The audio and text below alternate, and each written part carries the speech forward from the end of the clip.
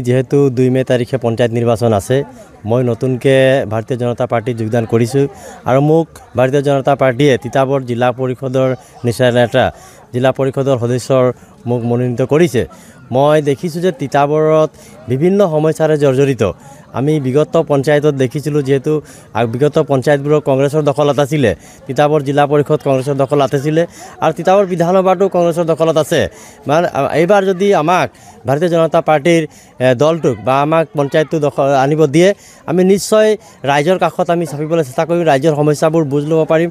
ৰাইজৰ যি সমস্যাবোৰ থাকি গৈছে, যিহেতু আমাৰ কেন্দ্ৰীয় আৰু ৰাজ্যত আমাৰ চৰকাৰ চলি আছে, যেনেকৈ মুখ্যমন্ত্ৰী ডাঙৰীয়াই কৈছে যে সবকা সাথ সবকা বিকাশ সবকা বিশ্বাস, যেনেকৈ কাম কৰি গৈ আছে, তেনেকৈ আমি দুখীয়া ৰাইজৰ কাৰণে, চাহ বাগিচাৰ কাৰণে যেনেকৈ মানে উন্নয়ন কৰিছে, যেনেকৈ বিজেপি চৰকাৰখনে এজন মানুহক, দুখীয়া মানুহৰ কাৰণে যিবোৰ আঁচনি এৰিছে, অভিলেখ আঁচনি এৰিছে, সেই আঁচনিবোৰ দুখীয়া ৰাইজে প্ৰত্যেকটা ঘৰতে আঁচনি লাভ কৰিছে।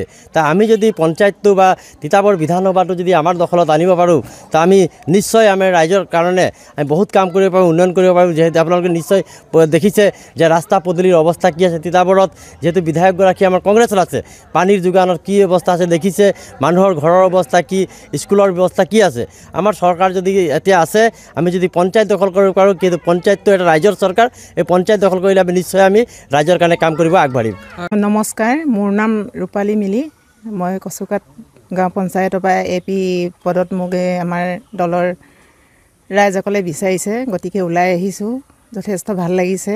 প্ৰতি ৱাৰ্ডে ৱাৰ্ডে গৈ মানুহক সেৱা কৰিছোঁ, তেওঁলোকেও মৰম চেনেহ সেৱা আগবঢ়াইছে। গতিকে সেয়াই আৰু, ৰাইজে যদি জয়যুক্ত কৰি পঠিয়ায়, ৰাইজৰ হকে কাম কৰি যাম বুলি আগবাঢ়িছোঁ। বৰ্তমান সময়ত ছবিখন মই ভালেই দেখিছোঁ, যথেষ্ট সঁহাৰি জনাইছে। সেয়াই আৰু প্ৰচাৰ দিনে ৰাতিয়ে চলি আছে। আজিও ৰাতিপুৱা 6টাতে ওলাই আহিলোঁ, এতিয়ালৈকে ঘৰ যোৱাই নাই। 9টামান বাজে ঘৰ সোমাওঁতে। ৰাতি 9টামান বাজে। দিল্লী ৰাইজৰ হকে প্ৰতি ঘৰে ঘৰে যাবলৈ চেষ্টা কৰিছোঁ। মোৰ নামটো শ্ৰী দানিয়েল তাঁতী।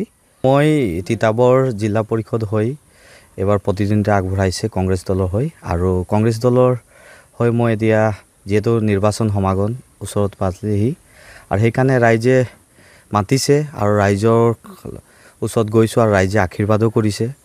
আৰু মোৰ বিশ্বাস আছে, কংগ্ৰেছ দলৰ যি বিশ্বাস আগন্তুক লোকসভা নিৰ্বাচনত দেখুৱালে বিপুল ভোটত সঁহাৰি কৰি, আৰু এইবাৰো মোৰ পূৰ্ণ বিশ্বাস আছে, যিহেতু যুৱক চামক হৈ মই ওলাই আহিছোঁ প্ৰতিনিধি কৰিবৰ কাৰণে, আৰু কংগ্ৰেছ দলৰ হৈ মই তিতাবৰ জিলা পৰিষদত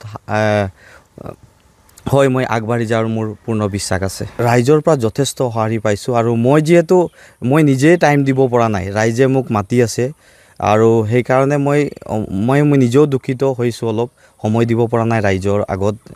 যেনেকুৱা ধৰণে ৰাইজক মই ৰাইজৰ ওচৰত যাব লাগিছে, তেনেকৈ মই পৰা নাই, কিন্তু ৰাইজে যথেষ্ট মোক আগবঢ়াই নিছে, আৰু ৰাইজে মোক আশীৰ্বাদো কৰিছে। নাই, কংগ্ৰেছ দলে সদায় এটা বস্তু লক্ষ্য কৰে, কংগ্ৰেছ দলৰ নীতি আদৰ্শৰ প্ৰতি কোনজন ব্যক্তি কেনেকুৱা ধৰণে চলিছে দলৰ নীতি আদৰ্শতে, আৰু সেই হিচাপে মোক দলে চাইছিলে। যোৱা 11টা বছৰ মই কংগ্ৰেছ দলৰ প্ৰতি সক্ৰিয় কৰ্মী হৈ আছিলোঁ, আৰু দলে এই সক্ৰিয় কৰ্মী হিচাপে দলে আজি মোক চিন্তা কৰি তিতাবৰ জিলা পৰিষদত প্ৰাৰ্থিত্ব হিচাপে মোক প্ৰদান কৰিছে।